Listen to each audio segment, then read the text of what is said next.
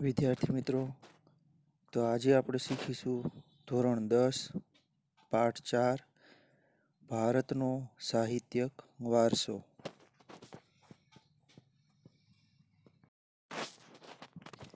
માનવીએ પોતાના વિચારો, ભાવો, લાગણીઓ અને ઉર્મિઓ વગેરેને અન્ય માનવી કે પ્રાણીઓ સુધી પહોંચાડવા માટે કેટલાક હાવભાવ, સંકેતો કે ચિત્રોનો આશરો લીધો અને કેટલાક ધ્વનિઓ કર્યા. તેમાંની બોલી અને લિપિનો ઉદ્ભવ થયો. આ લિપિએ ભાષાના ઘડતરમાં મોટો ફાળો આપ્યો. સમયાંતરે પોતાના વિચારો અભિવ્યક્ત કરવા માટે એટલે કે રજૂ કરવા માટે ભાષાનો ઉપયોગ થયો. આ ભાષાના સર્જનાત્મક પ્રયોગથી સાહિત્યનું સર્જન થવા પામ્યું.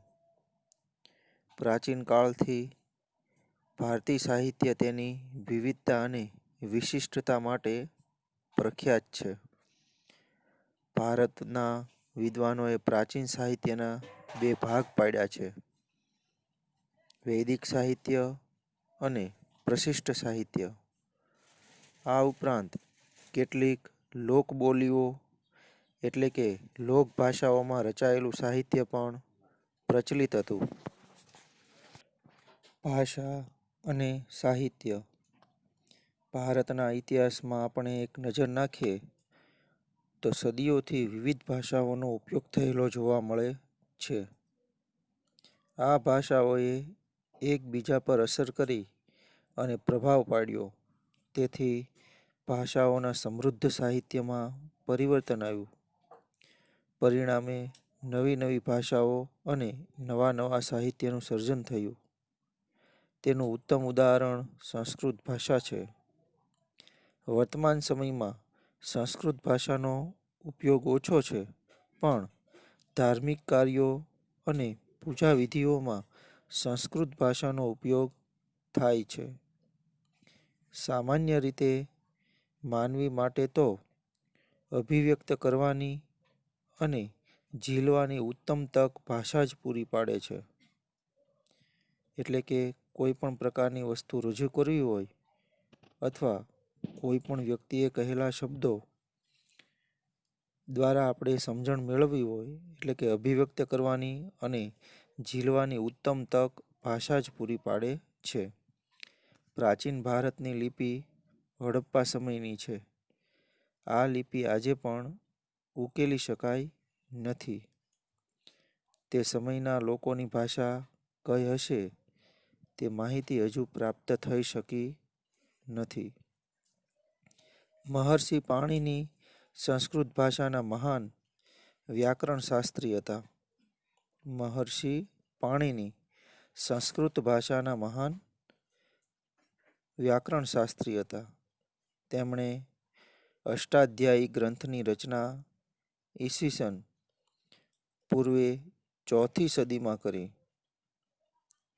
સંસ્કૃત ભાષાને આર્ય ભાષા કે ઋષિઓની ભાષા કે વિદ્વાનોની ભાષા કહે છે. સંસ્કૃત ભાષાને આર્ય ભાષા, ઋષિઓની ભાષા કે વિદ્વાનોની ભાષા કહે છે. આજના સમયમાં પણ વિશ્વ કક્ષાએ સર્વસ્વીકૃત, ખાસ કરીને કમ્પ્યુટર ક્ષેત્રે, અત્યારનો યુગ છે તે કેવો છે? આધુનિક યુગ છે, કમ્પ્યુટર ક્ષેત્રનો યુગ છે. તો આજના સમયમાં પણ વિશ્વ કક્ષાએ સર્વસ્વીકૃત આ ભાષા બની ગઈ છે. સંસ્કૃત ભાષા મુખ્યત્વે ધર્મ, તત્વજ્ઞાન, જ્ઞાન અને વિજ્ઞાનની ભાષા હતી. પ્રાચીન ભારતીય સાહિત્ય. હવે તેમાં આપણે જોઈશું કે વેદો કેટલા છે, ક્યાં ક્યાં છે, તેના વિશે હવે અભ્યાસ કરીશું. ભારતમાં વેદો કેટલા છે અને ક્યાં ક્યાં છે તે સમજાવો. વેદો 4 પ્રકારના છે: ઋગ્વેદ, યજુર્વેદ, સામવેદ અને અથર્વવેદ. પ્રથમ વેદ છે ઋગ્વેદ. ઋગ્વેદ ભારતીય સાહિત્યનો પ્રાચીનતમ અને 10 ભાષામાં વહેંચાયેલો અદ્ભુત ગ્રંથ છે. તેમાં કુલ 1028 ઋચાઓ એટલે કે સૂક્તો આવેલા છે. તેમાંથી મોટા ભાગની ઋચાઓ દેવીને લગતી સ્તુતિઓ છે. આ સ્તુતિઓ યજ્ઞ પ્રસંગે કરવામાં આવતી. તેમાંથી ઉષાને એટલે કે સવારને સંબોધન કરતી કેટલીક સ્તુતિઓ મનને હરી લે એટલે કે મનમોહક છે. આ ગ્રંથ સપ્તસિંધુ પ્રદેશમાં વસેલા આર્યોની રાજકીય, સામાજિક, ધાર્મિક તેમજ આર્થિક બાબતોનું વર્ણન કરે છે. ઋગ્વેદ પછી બીજા 3 વેદોની રચના કરવામાં આવી, જેમાં સામવેદ ઋગ્વેદની ઋચાઓનું ગાન કરવા માટે રચવામાં આવ્યો છે. આ શ્લોકો રાગ અને લય સાથે ગવાય છે, માટે તેને સંગીતની ગંગોત્રી કહે છે. હવે પછીનો ગ્રંથ છે યજુર્વેદ. યજુર્વેદ યજ્ઞનો વેદ કહેવાય છે. તે ગધ અને પદ સ્વરૂપમાં છે.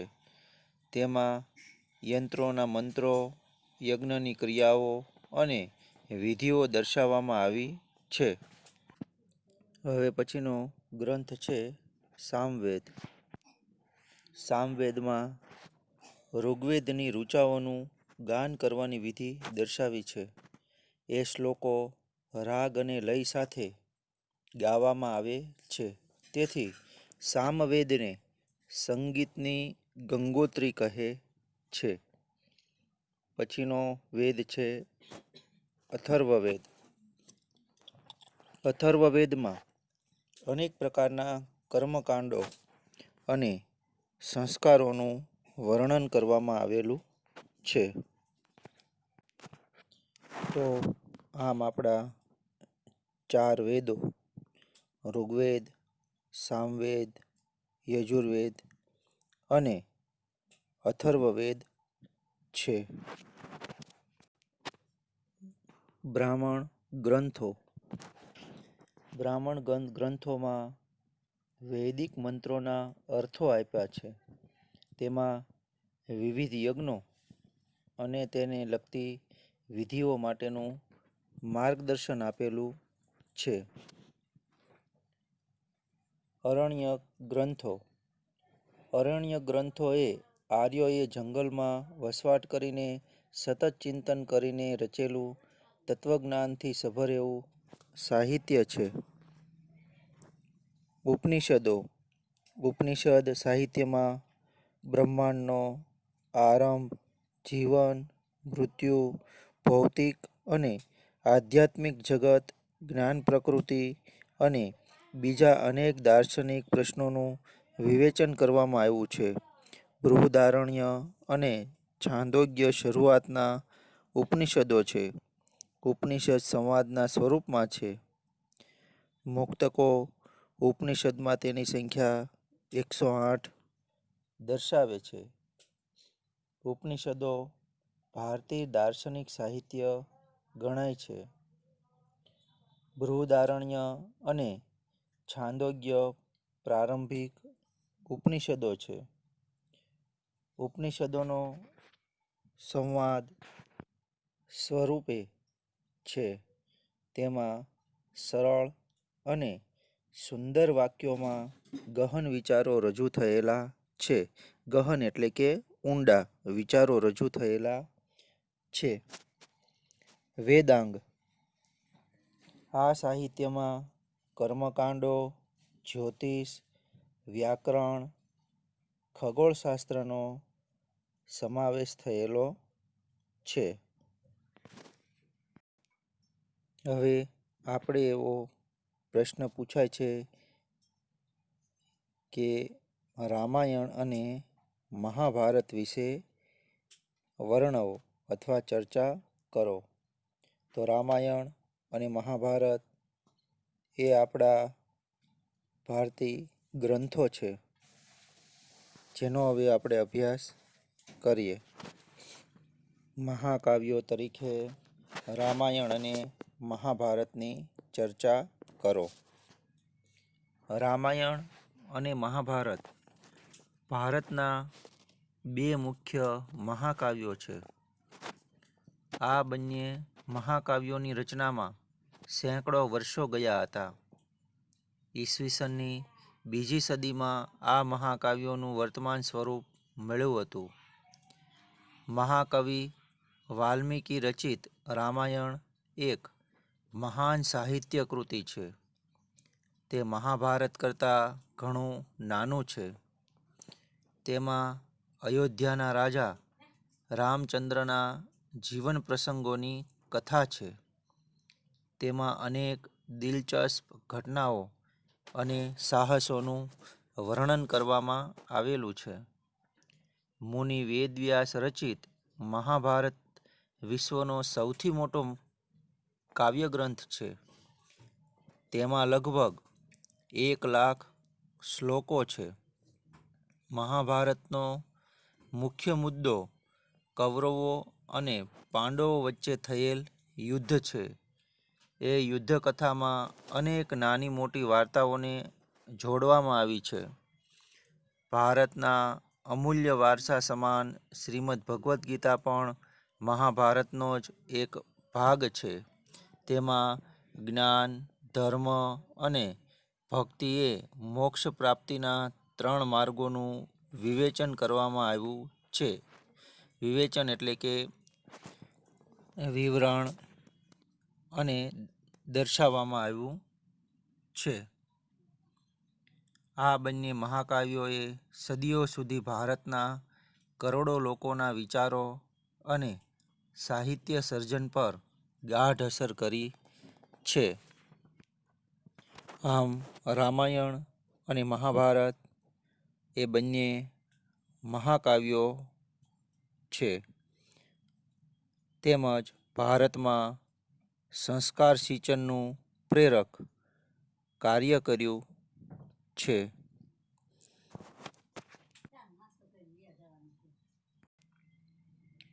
પ્રાચીન સમયના બૌદ્ધ સાહિત્યનો પરિચય આપો. પ્રારંભિક બૌદ્ધ સાહિત્ય પાલી ભાષામાં લખાયું હતું. આ સાહિત્ય 3 ભાગમાં વહેંચાયેલું છે. તે ત્રિપિટકના નામે ઓળખાય છે. ત્રિપિટકના 3 ભાગમાં આ પ્રમાણે છે. સૂત એટલે કે પિટક, બીજું વિનય પિટક અને ત્રીજું છે અભિધમ્મ પિટક. સૂત એટલે કે સૂત્ર પિટકમાં મુખ્યત્વે બુદ્ધ અને તેમના શિષ્યો વચ્ચેના સંવાદો છે. સંવાદો એટલે કે વાતચીત. વિનય પિટકમાં બૌદ્ધ સંઘના નિયમો આપવામાં આવ્યા છે. રાજા મિનેન્ડર અને બૌદ્ધ તત્વજ્ઞાની નામસેન વચ્ચેના સંવાદો ગ્રંથ મિલિંદ પન્હો બૌદ્ધ સાહિત્યનો મહત્વનો ગ્રંથ છે. અશ્વઘોષે બુદ્ધ રચિત સંસ્કૃત ભાષામાં રચ્યું હતું. પ્રાચીન ભારતીય સાહિત્યનો પરિચય આપો. ઋગ્વેદ ભારતીય સાહિત્યનો અતિ પ્રાચીન અને 10 ભાગમાં વહેંચાયેલા અદ્ભુત ગ્રંથ છે. તેમાં કુલ 128 ઋચાઓ છે. મોટા ભાગની ઋચાઓ દેવોને લગતી સ્તુતિઓ છે. ઋગ્વેદ પછી સામવેદ, યજુર્વેદ અને અથર્વવેદ આ 3 વેદો રચાયા. વેદો પછી બ્રાહ્મણ ગ્રંથો રચાયા. એ પછી ઉપનિષદો રચાયા. આ સમયે વેદાંગ સાહિત્ય રચાયું. તેમાં કર્મકાંડ, જ્યોતિષ, વ્યાકરણ અને ખગોળશાસ્ત્ર જેવા વિષયોનો સમાવેશ થયેલો છે.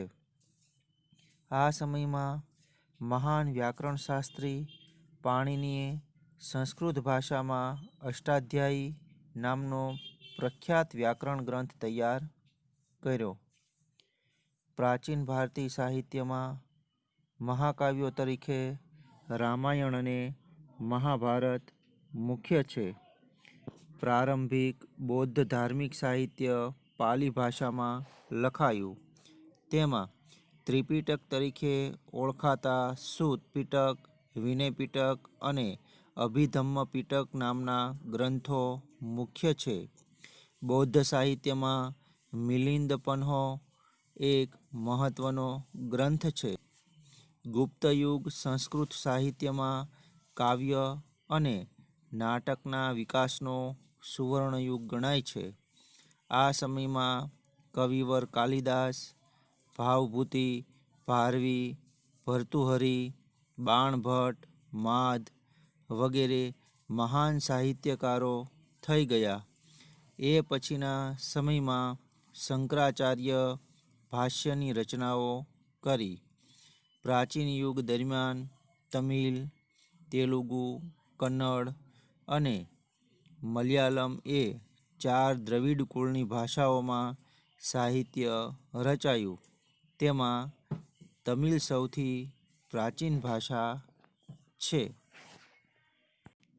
તો આ રીતે પ્રાચીન ભારતીય સાહિત્યનો પરિચય આપી શકાય. હવે પછીનો મુદ્દો છે ગુપ્ત યુગના સંસ્કૃત સાહિત્યનો પરિચય આપો. ગુપ્ત યુગને સંસ્કૃત સાહિત્યનો સુવર્ણ યુગ કહેવામાં આવે છે. તેના વિશે ચર્ચા કરો. ગુપ્ત યુગ સંસ્કૃત સાહિત્યના કાવ્યો અને નાટકોનો સુવર્ણ યુગ કહેવાય છે. આ સમયમાં મહાકવિ કાલિદાસ, ભવભૂતિ, ભારવી, ભર્તુહરિ, બાણભટ્ટ, માદ વગેરે મહાન સાહિત્યકારો થઈ ગયા. આ બધા સમગ્ર ભારતમાં પ્રખ્યાત છે. એ સૌમાં મહાકવિ કાલિદાસને તેમની કાવ્યકલા અને ઉત્કૃષ્ટ શૈલીને કારણે વિશ્વ પ્રસિદ્ધિ મળી છે. મહાકવિ કાલિદાસે અભિજ્ઞાન શાકુંતલમ, કુમારસંભવ, રઘુવંશ, મેઘદૂત, ઋતુસંહાર નામની 2 મૂન કૃતિઓ રચી છે. આ સમયની અન્ય પ્રસિદ્ધ કૃતિઓમાં બાણભટ્ટ રચિત હર્ષરચિત અને કાદંબરી, ભવભૂતિ રચિત ઉત્તરરામ રચિત, ભારવી રચિત કિરાતાર્જુનીયમ અને વિશાખાદત્ત રચિત મુદ્રરાક્ષસ, શુર્કરચિત મૃચ્છકટિકમ, દંડ રચિત, દશકુમાર રચિત વગેરેનો સમાવેશ થાય છે. રાજકીય પ્રસંગો, પ્રણય પ્રસંગો તેમજ રૂપકો તેમજ હાસ્ય પ્રસંગો અને તત્વજ્ઞાન વગેરે આ ગ્રંથોના મુખ્ય વિષયો છે. હવે પછીનો મુદ્દો છે ગુજરાતી ગદ્ય પદ સાહિત્ય વિશે નોંધ લખો. પ્રાચીન યુગથી જૂની ગુજરાતી ભાષામાં પણ સાહિત્યની રચના કરવામાં આવી હતી. સમય જતાં ગુજરાતી ભાષાનો વિકાસ થતાં અનેક કૃતિઓ રચાઈ. નરસિંહ મહેતાના ભક્તિ સાહિત્યથી ગુજરાતી ભાષામાં પદ સાહિત્યનો પ્રારંભ થયો. મીરાબાઈના પદો, અખાના છપ્પા, પ્રેમાનંદના આખ્યાનો, પ્રીતમના પદો, દયારામની ગરબીઓ વગેરેથી મધ્યયુગનું પદ સાહિત્ય સમૃદ્ધ બન્યું છે. અર્વાચીન યુગમાં ઉમાશંકર જોશી, નન્હાલાલ, સુંદરમ વગેરે પદ સાહિત્યને સમૃદ્ધ બનાવ્યું છે. અર્વાચીન સમયમાં નર્મદ, નવલરામ, કિશોરલાલ મશરૂવાલા મહિપતરામ, રૂપરામ, ગોવર્ધનરામ ત્રિપાઠી, પન્નાલાલ પટેલ વગેરે સાહિત્યકારોએ ગદ્ય સાહિત્યને સમૃદ્ધ બનાવ્યું છે. પ્રાચીન યુગના તમિલ સાહિત્યનો પરિચય આપો. પ્રાચીન યુગ દરમિયાન તમિલ, તેલુગુ, કન્નડ અને મલયાલમ એ 4 દ્રવિડ કુળની ભાષાઓમાં સાહિત્ય રચાયું. તેમાં તમિલ સૌથી જૂની ભાષા છે. તમિલ સાહિત્ય ઈસવીસનના પ્રારંભના સમયમાં રચાયેલું છે. આ સમયમાં ભારતની પ્રચલિત પરંપરા મુજબ 3 સંગમોની રચના થયેલી જોવા મળે છે. એ સંગમોના આશ્રયે અનેક સંતો અને કવિઓને પોતાની કૃતિઓ રચી હતી, જે સંગમ સાહિત્ય તરીકે ઓળખવામાં આવે છે. રાજનીતિ, યુદ્ધ, પ્રેમ સંબંધ વગેરે સંગમ સાહિત્યના મુખ્ય વિષયો હતા. એ તો કઈ 8 કાવ્યોનું સંકલન છે. તેમજ તોલ્કાપ્પિયમ વ્યાકરણ ગ્રંથ અને પથ્થુપાથુ 10 ગીતો એ 3 સંગમ સાહિત્યના પ્રખ્યાત ગ્રંથો છે. કવિ તિરુવલ્લુવરે કુરલ નામનો પ્રખ્યાત કાવ્ય સંગ્રહની રચના કરી. તેમાં જીવનના અનેક પાસાનું વિવરણ અને વિવેચન કરવામાં આવ્યું છે. શિલપ્પતિકારમ અને મણિમેખલાઈ પ્રારંભિક તમિલ સાહિત્યના પ્રખ્યાત ગ્રંથો છે. મધ્યયુગના સંસ્કૃત સાહિત્યનો ટૂંકમાં પરિચય આપો. મધ્યયુગની શરૂઆતમાં કાશ્મીરમાં સોમદેવ, કથાસરિત સાગર અને કલ્હણે રાજ તરંગિણી નામના મહાન ગ્રંથોની રચના કરી હતી. રાજ તરંગિણી કાશ્મીરના ઇતિહાસને આલેખતો ઘણો મહત્વનો ગ્રંથ છે. તે ભારતનો સર્વપ્રથમ ઐતિહાસિક ગ્રંથ છે. કવિ જયદેવે ગીત ગોવિંદ નામના કાવ્ય ગ્રંથની રચના કરી.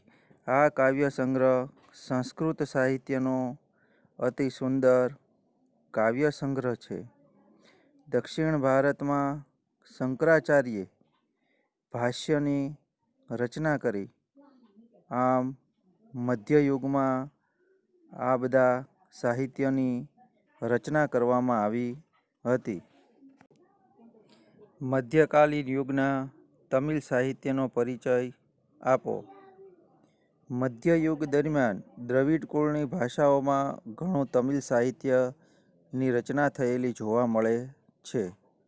કન્નડ સાહિત્ય પણ જૈન ધર્મની ગાઢ અસર થઈ. જૈન ધર્મની અસર હેઠળ કવિ પંપાએ જૈન તીર્થંકરોના જીવન આધારિત આદિપુરાણ ગ્રંથો રચ્યા.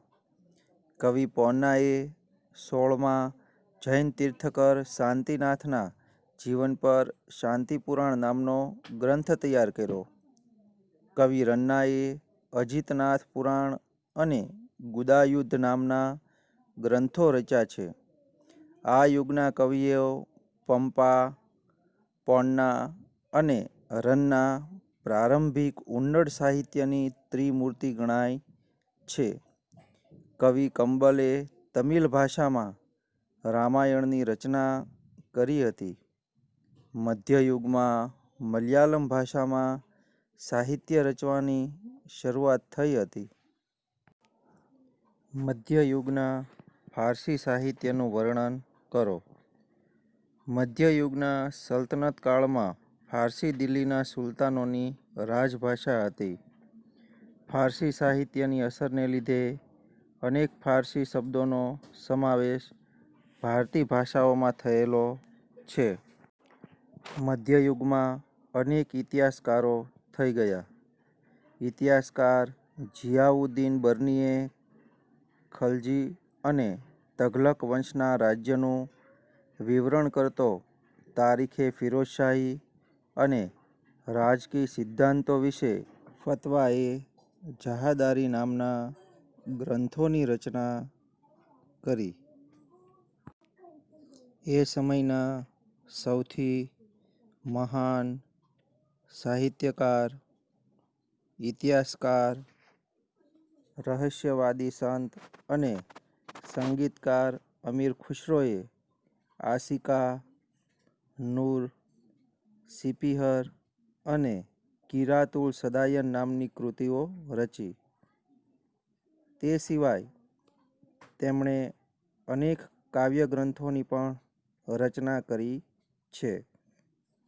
દિલ્હીની આસપાસના પ્રદેશોમાં બોલાતી હિન્દવી ભાષાને અમીર ખુસરો પોતાની માતૃભૂમિ માનતો હતો. એ ભાષામાં તેણે અનેક કાવ્યોની રચના પણ કરી છે. તેણે હિન્દી અને ફારસીના મિશ્રણવાળી દ્વિભાષી ચોપાઈઓ અને દુહાની પણ રચના કરી છે. આમ મધ્યયુગમાં ફારસી સાહિત્યનું રચના થયેલી જોવા મળે છે. અમીર ખુસરો વિશે નોંધ તૈયાર કરો અથવા તેનો પરિચય આપો. અમીર ખુસરો દિલ્હીના સલ્તનત કાળનો સૌથી મહાન સાહિત્યકાર ગણાય છે. તે એક કવિ, ઇતિહાસકાર, સંગીતકાર અને રહસ્યવાદી સંત હતો.